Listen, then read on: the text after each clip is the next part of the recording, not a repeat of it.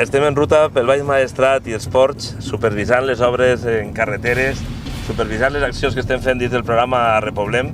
iniciatives que busquen igualar oportunitats, millorar serveis, ajudar a fer dels nostres pobles un lloc millor per a viure. Volem un territori viu, uns pobles vius, uns pobles que tinguin les oportunitats que mereixen perquè creiem en el seu potencial i anem a seguir treballant des de la Diputació per igualar aquestes oportunitats i fer de la nostra terra un lloc on poder-nos sentir tots orgullosos.